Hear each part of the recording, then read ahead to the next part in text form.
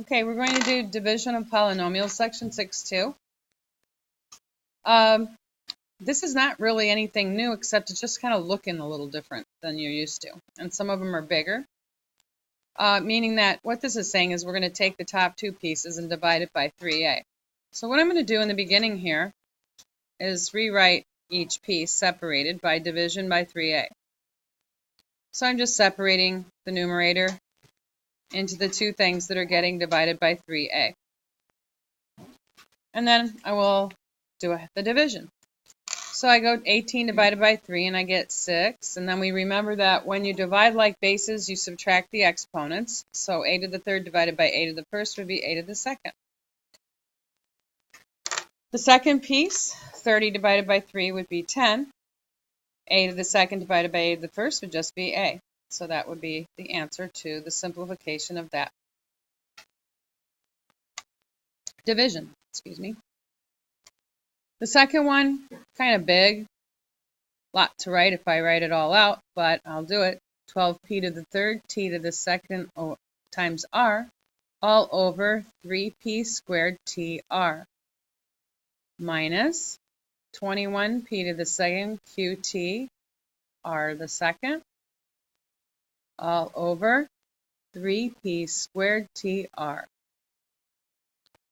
And then the last part, minus 9p to the third tr over 3p squared tr. Now some of you will probably not do this regularly once you understand what's going on. So we're going to have to divide each piece by that. It's not like it can cancel out separately. You have to divide each part. So 3 goes into 12 4 times. So we've got 4. P to the third divided by p to the second would be p. T to the second divided by t would be t. And the r's just cancel out. So get 3pt for the first part of the answer. Minus 21 divided by 3 would be 7. P to the second divided by p to the second would cancel out. There's no q's in the denominator, so we got to bring down that q with 7. The t's cancel out. And then r to the second divided by r would be r. And the last part, minus 9 divided by 3 is 3. P to the third divided by p to the second, and you don't have to write all these slashes if you don't want. P to the third divided by p to the second would be p, and the t cancels with the t, and the r with the r. Yes?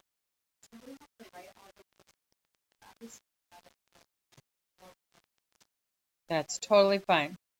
Some kids don't understand this yet, so I'm breaking it apart in the beginning.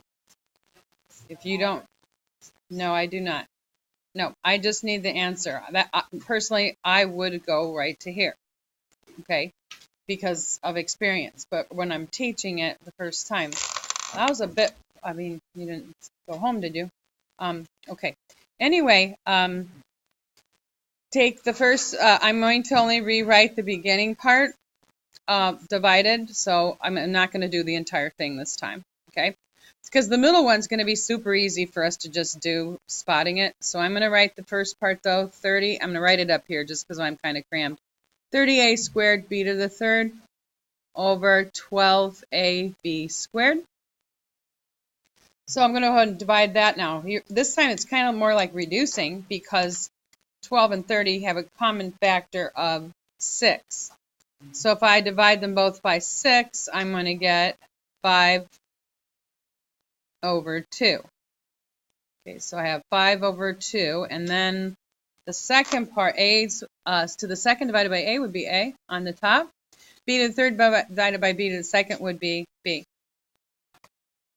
Okay, and now I'm going to do the middle part. Okay, I'm just going to look at it like right there. Minus 48 divided by 12 is 4. The a's would cancel out. B to the fourth divided by b to the second would be b to the second.